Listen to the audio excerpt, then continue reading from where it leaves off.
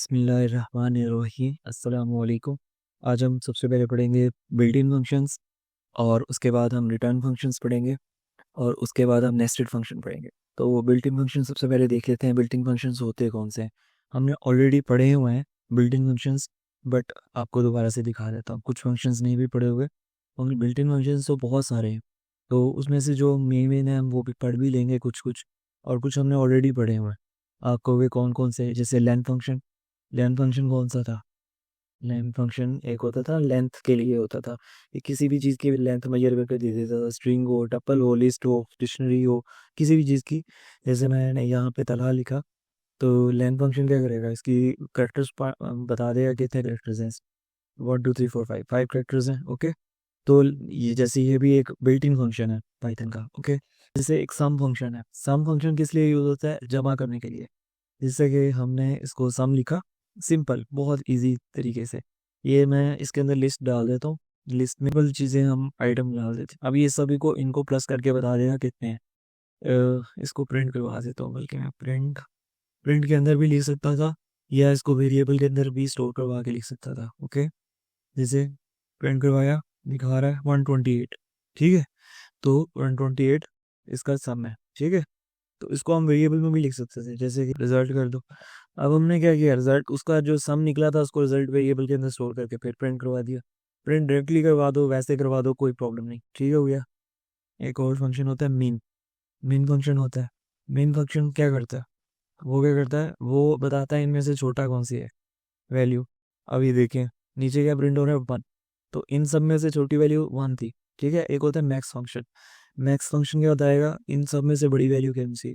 ठीक है, तो ये देखो 65 सबसे बड़ी वैल्यू। ओके, ये थे बिल्ट इन फंक्शन छोटे छोटे। तो अब हम पढ़ते हैं रिटर्न फंक्शन। रिटर्न फंक्शन क्या होता है? तो रिटर्न फंक्शन के लिए सबसे पहले हम फंक्शन बना देते हैं डेफ। फॉर एग्जांपल, जैसे कि हमने कल बनाए थे, इस फंक्शन को कॉल करवाते हैं। ठीक है, इसको कॉल करवाते हैं, तो अब इसने हेलो वर्ल्ड प्रिंट करवा दिया। ठीक है, इसने रिटर्न करवाया है कुछ। आपको भी रिटर्न तो कहीं नज़र नहीं आ रहा, क्या होता है रिटर्न? रिटर्न होता क्या है मैं भी दिखाता हूँ, प्रैक्टिकली करके दिखाता हूँ, समझ आएगी। ठीक है, जैसे मैंने एक रिजल्ट नाम का वेरिएबल बना लिया, रिजल्ट की जगह एपीसी कुछ भी लिख सकते थे वेरिएबल का नाम। ओके, तो इसको प्रिंट करके देखते हैं रिजल्ट को क्या आता है जवाब। ठीक है, जो कैलकुलेट तो हम कॉल कर रहे हैं। अच्छा, ये क्या शो कर रहा है? नन। आपको भाई यार ये नन कैसे आ गया, ये क्या हो रहा है यहाँ पे? तो अभी मैं उसको करके दिखाता हूँ। देखो, ऐसे है कि सबसे पहले ये फंक्शन चला, मतलब लाइन नंबर 1 पे आया, उसने देखा एक फंक्शन है। उसके बाद लाइन नंबर 3 पे चला गया, क्योंकि वो फंक्शन तब तक नहीं चलता जब तक उसको कॉल ना किया जाए। और कैलकुलेट फंक्शन को लाइन नंबर 3 पे कॉल किया जा रहा है ना। ओके, आपको यहाँ यहाँ पे वेरिएबल भी बना हुआ है और कॉल भी किया जा रहा है। ये क्या मतलब, एक एक लाइन में दो काम हो रहे हैं, कॉल भी किया जा रहा है और वेरिएबल भी बनाया हुआ है। वेरिएबल बना के उसके अंदर इक्वल टू लगा के आगे कॉल किया हुआ है। कॉल किया हुआ है क्यों? वेरिएबल के साथ क्यों कॉल किया है, इसका क्या मकसद है? जो कॉल किया है ना जब हमने फंक्शन को, तो जब फंक्शन कॉल होता है ना, वो साथ में रिटर्न भी कुछ करता है। ठीक है, रिटर्न भी कुछ करता है, हर फंक्शन कुछ ना कुछ रिटर्न करता है। ठीक है, तो अब जो रिटर्न करता है ना वैल्यू, जो भी कोई चीज़ होती है रिटर्न में, जो रिटर्न करता है उसको हम सेव करवाते हैं इस वेरिएबल के अंदर जो हमने रिजल्ट नाम का बनाया था। रिजल्ट की जगह एबीसी भी लिख सकते हो, कुछ भी लिख सकते हो। इसलिए मैंने उसको वेरिएबल बनाया, result is equal to calculate. Calculate तो मैंने फंक्शन भी कॉल करवा रहा हूँ और वेरिएबल भी बना रहा हूँ, दो काम एक लाइन में कर रहा हूँ। ठीक है, और मकसद भी बताया कि मैंने क्यों दोनों काम एक लाइन में किए। मैं क्यों वेरिएबल बनाने की ज़रूरत ही क्यों थी, एक ही लाइन में क्या कॉल भी करवा रहा हूँ, वेरिएबल भी बनाया हुआ। सिर्फ और सिर्फ इसलिए कि वो जब फंक्शन कॉल होगा, फंक्शन कॉल होने के बाद जब फंक्शन एग्जीक्यूट हो जाएगा तो फंक्शन कुछ ना कुछ रिटर्न करता है जब उसकी एग्जीक्यूशन मुकम्मल हो चुकी होती है। तो उसकी जो रिटर्न वैल्यू होती है वो हम उसको स्टोर करवा रहे हैं वेरिएबल के अंदर, जो हमने रिजल्ट नाम रखा था वेरिएबल का। उसको प्रिंट करवाया वेरिएबल को, तो क्या शो करवा रहा है? नन। क्योंकि इस फंक्शन ने हमें कुछ भी रिटर्न नहीं करवाया, इसलिए वो नन शो करवा रहा है। ठीक है, अच्छा, मतलब कुछ भी रिटर्न नहीं शो उसने करवाया ही नहीं, हमने कुछ रिटर्न ही नहीं करवाया, तो इसलिए वो नन शो कर रहा है। अभी हम कुछ कर रिटर्न करवाते हैं, तो दिखाता हूँ कैसे वो करेगा। मैंने ऊपर पैरामीटर बना दो दे दिए ए बी, और नीचे से उसके एक्चुअल आर्गुमेंट 5 और 4 दे दिया। ठीक हो गया। ओके, फंक्शन का जब जब मैंने कल बताया था जब कोई पैरामीटर होंगे उसके आर्गूमेंट्स भी एक्चुअल आर्गूमेंट्स देना ज़रूरी है। ओके, सो अभी मैंने ये दे दिया, अब मैं इन ए बी क्यों लिखवाया मैंने, इसके लिए कुछ ना कुछ तो करूँ ना इसके साथ। इसके लिए ना मैं सम कर देता हूँ, इसका सम कर देता हूँ, सम दोनों को जमा कर देता हूँ, ए प्लस बी। ठीक है, इसको मैंने सम नाम के वेरिएबल में स्टोर करवाया है। ये जहाँ पे जो सम है ना, सम जो है यहाँ पे एक क्या है, सम यहाँ पे एक वेरिएबल का नाम रखा है मैंने। ठीक है, सम एक वेरिएबल का नाम है और उसको मैं रिटर्न करवा देता हूँ सम को। ठीक है, सम को क्या कर दिया मैंने, रिटर्न कर दिया। ठीक है, अभी अच्छा चलो अभी इसको रन करवा के दिखाता हूँ क्या आता है। रन करवाया तो 9 शो हो रहा है। ठीक है, ये 9 कैसे शो हो रहा है आपको ये दिखा देता हूँ। नीचे मैं लिख देता हूँ द सम इज, ठीक है, दोबारा दोबारा से रन करवाता हूँ, द सम इज 9 लिखा हुआ है। ठीक है, अच्छा ये कैसे हुआ, सबसे पहले लाइन नंबर 1 पे आया, वो फंक्शन देखा, लाइन नंबर 4 पे आया, लाइन नंबर 5 पे आया, तो लाइन नंबर, क्योंकि फंक्शन से बाहर आ जाएगा जब तक उसको कॉल ना किया जाए तब तक फंक्शन नहीं चलता। ओके, लाइन नंबर 4 पे आया, लाइन नंबर 5 खाली थी, 4 भी खाली थी। लाइन नंबर 6 पे आया, उसने देखा फंक्शन कॉल हो रहा है, फंक्शन कॉल किया उसने, कैलकुलेट नाम से कोई फंक्शन था, उसने उसे कॉल कर दिया और 5 और 4 उसको पास कर दिया एक्चुअल आर्गूमेंट उस फंक्शन को। ए के अंदर 5 चली गई, ए के अंदर 4 वैल्यू चली गई। आगे मैंने क्या किया, वो फंक्शन के अंदर आया, अब फंक्शन के अंदर आया, ए प्लस बी कर दिया उसने। ए प्लस बी में 5 प्लस 4 9, 9 को किस में स्टोर कर दिया, सम नाम के एक वेरिएबल में स्टोर कर दिया, ये एक वेरिएबल है, और उसको रिटर्न कर दिया, रिटर्न कर दिया। ये क्या मतलब, ये पहली दफा नजर आ रहा होगा तो मैं दिखाता हूँ, बताता हूँ। रिटर्न क्या करता है, ये रिटर्न कर दिया सम को, सम जो हमने ऊपर वेरिएबल बनाया था उसको रिटर्न कर दिया। ये कहाँ रिटर्न हुआ है, रिटर्न का मतलब उर्दू में वापस कर दिया। किसको वापस किया, ये उसको वापस किया जिसने इसको कॉल किया था। ठीक है, अभी मैं आपको एक मैं बताता हूँ, ये एक ऐसे मिसाल है, आप किसी छोटे बच्चे को ना कोई चीज़ लेने के लिए बाहर भेजते हो, आपने उसे कोई काम कहा कि मैं आपने ना मेरे लिए लोड करवा देना मेरे नंबर पे, इजी लोड करवा देना, ठीक है, रिचार्ज करवा देना। ठीक है, तो वो आके वो बताएगा भी कि मैंने लोड करवा दिया, ये नहीं कि बस वो उसने करवा के आगे से कहीं निकल जाए, नहीं, वो आपको वापस भी आएगा और वो आके आपको ये भी बताएगा कि मैंने रिचार्ज करवा दिया है। ठीक है, अब मैंने ये आपका काम कर दिया है। इसी तरह फंक्शन है, फंक्शन को जब हम कॉल करवाते हैं ना, तो कॉल करवाने का मकसद क्या होता है, जब आप किसी को बुलाते हो तो आपने इसको ऐसे तो नहीं बुलाया। कल मैंने मिसाल दे दी रोबोट की, आपने रोबोट को बुलाया रोटी बनाने के लिए। ठीक है, रोबोट ने रोटी बना ली, ठीक है, आपने उसे कहा मेरे लिए 2 रोटियां बनाओ, उसने रोटियां बना दी। ठीक है, रोटियां खाली बनाना उसका काम नहीं है, उसने आपको आपको बताना भी है कि मैंने आपके लिए 2 रोटियां बना दी है। तो यही फंक्शन काम कर रहा है। आपने जब उसको कॉल किया कोई मकसद के लिए कॉल किया ना, 5 और 4 ऐसे तो नहीं आपने एक्चुअल आर्गूमेंट पास किए, आपने आपका मकसद था कोई, ठीक है, आपने उसे कॉल किया, उसने जमा कर दिया ए प्लस बी को और रिटर्न कर दिया, आपको आके वापस रिटर्न किया। रिटर्न कहाँ पे हुआ, ये कैलकुलेट फंक्शन को, जिसने उसको कॉल किया था उसी को रिटर्न किया। ठीक है, और रिटर्न में क्या वैल्यू आई, 9। अब 9 वैल्यू वो किस में स्टोर होगी, रिजल्ट में, क्योंकि रिजल्ट इज इक्वल टू 9 हो जाएगा, क्योंकि कैलकुलेट की जगह अब क्या रिप्लेस हो जाएगा, मतलब बैकएंड में क्या हो जाएगा अब, जब वो रिटर्न मतलब उसने कर दिया तो फिर पीछे बैकएंड में क्या होगा, मैं कमेंट करके दिखा देता हूँ कि बैकएंड में क्या होगा। Result is equal to 9 replace हो जाएगा। ठीक है, तो ये क्या हो जाएगा, 9, कैलकुलेट 5 और हट जाएगा बैकएंड में, तो रिजल्ट की क्या वैल्यू हो जाएगी, 9। ठीक है, और 9 स्टोर किधर हो गया, रिजल्ट में, और हमने नीचे क्या प्रिंट स्टेटमेंट में करवा दिया, result, the some is result. ठीक है, तो ये इसने 9 प्रिंट करवा दिया, तो रिटर्न की समझ आई, रिटर्न होता गया, रिटर्न मतलब उसको वापस करना है, जिसने उसको कॉल किया है ना, जिसने उसको बुलाया है काम के लिए, उसको आगे वापस बताना भी कि उसने आपका क्या काम करके दिया भी है या नहीं की, नहीं दिया, और क्या किया है।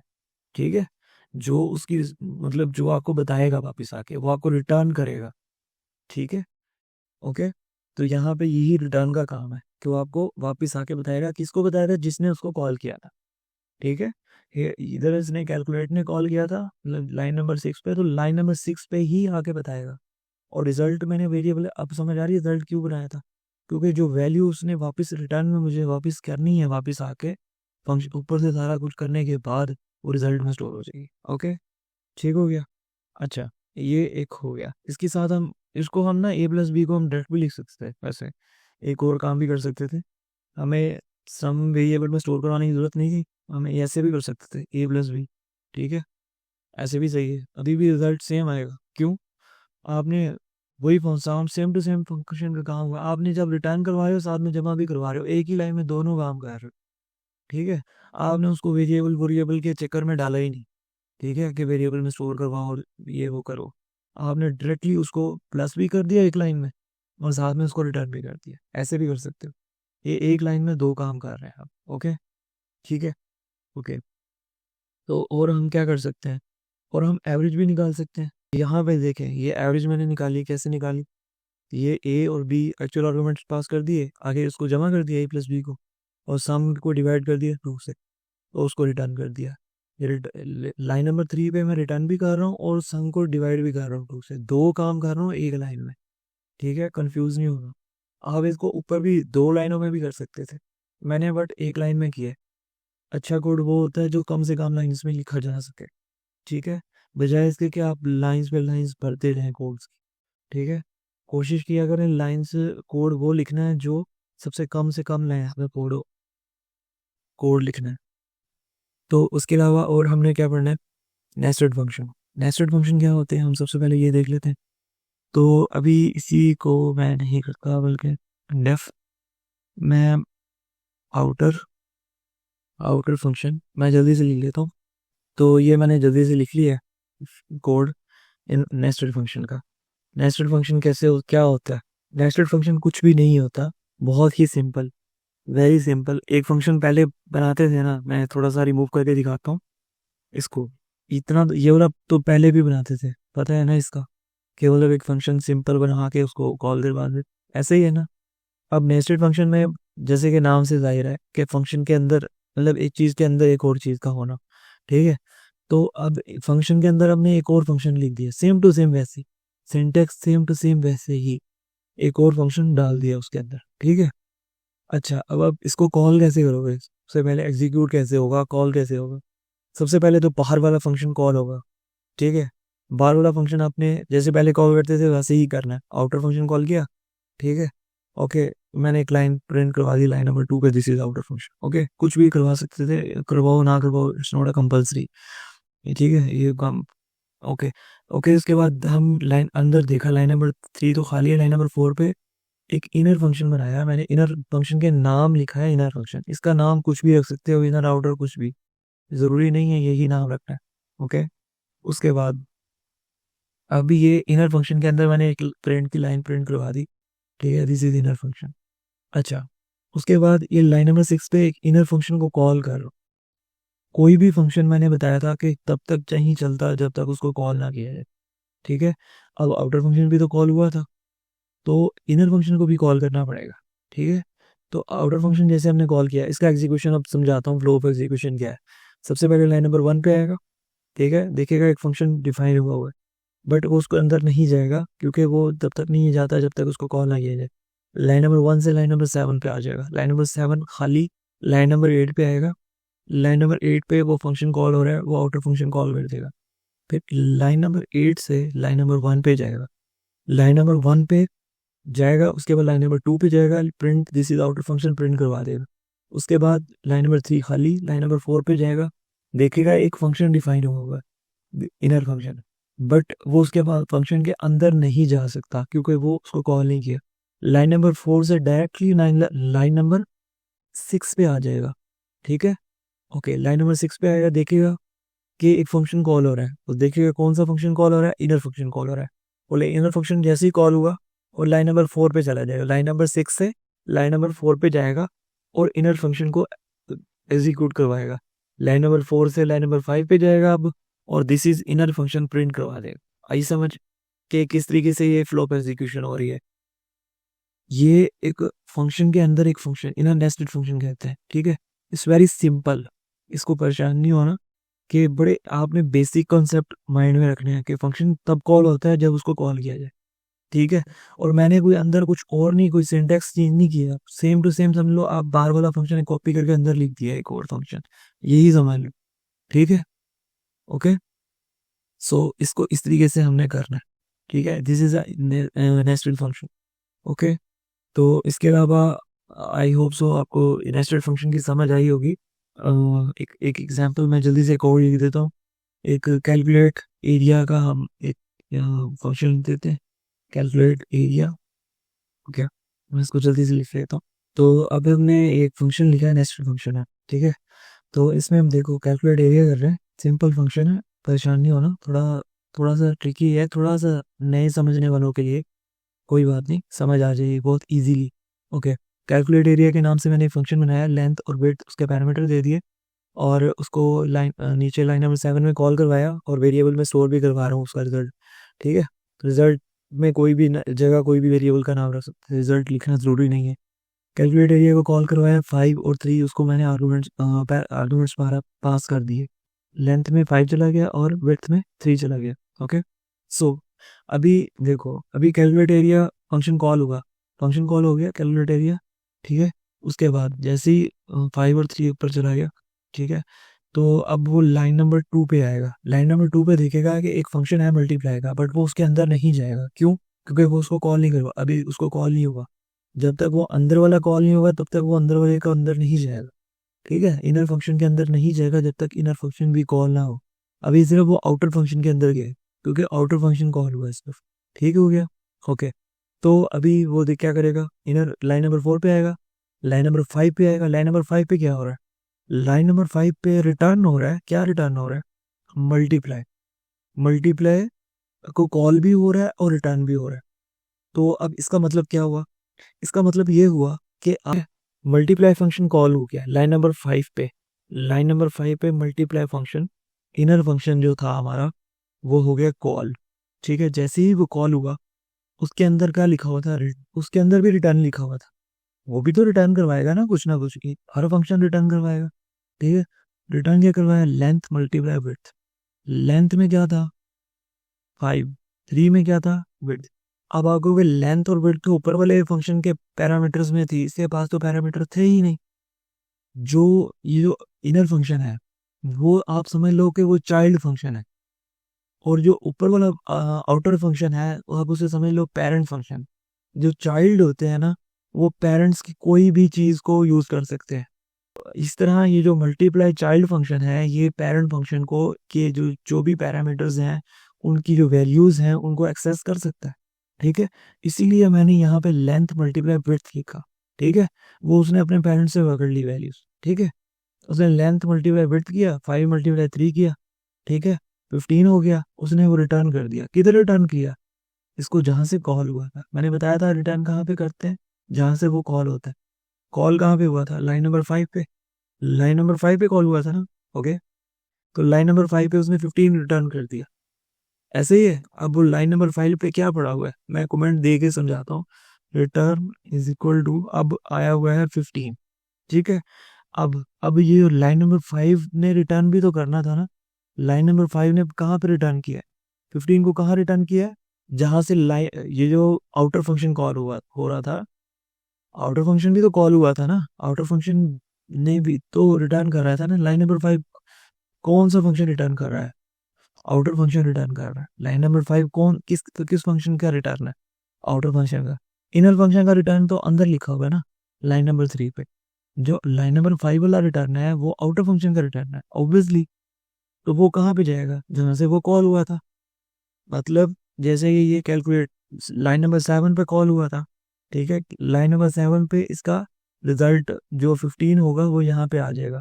तो यहाँ पे रिजल्ट इज इक्वल टू क्या हो जाएगा? मैं कमेंट दे के लिख देता हूँ। ठीक है, रिजल्ट वेरिएबल में कमेंट कर दिया मैंने। रिजल्ट वेरिएबल 15 स्टोर हो जाएगा, और वो 15 मैंने नीचे लाइन नंबर 8 पे प्रिंट कर दिया, तो ये 15 प्रिंट होके नीचे डिस्प्ले हो रहा है। ठीक है, एक ये थोड़ा कंफ्यूजिंग लगेगा, क्योंकि फंक्शन के अंदर फंक्शन है और 2 दफा रिटर्न है, ये पहली दफा जो लोग पढ़ रहे हैं उनके लिए थोड़ा मुश्किल लगेगा। देखें, हर फंक्शन का अपना रिटर्न है।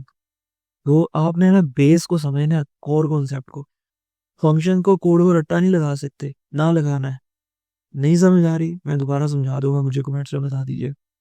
ठीक है, देखो आपने बस एक बात समझनी है कि जो हर फंक्शन का रिटर्न होता है, हर फंक्शन का रिटर्न होता है, और वो फंक्शन रिटर्न कहाँ पे करता है, दूसरी बात ये समझो, जहां से उसको कॉल किया जाता है।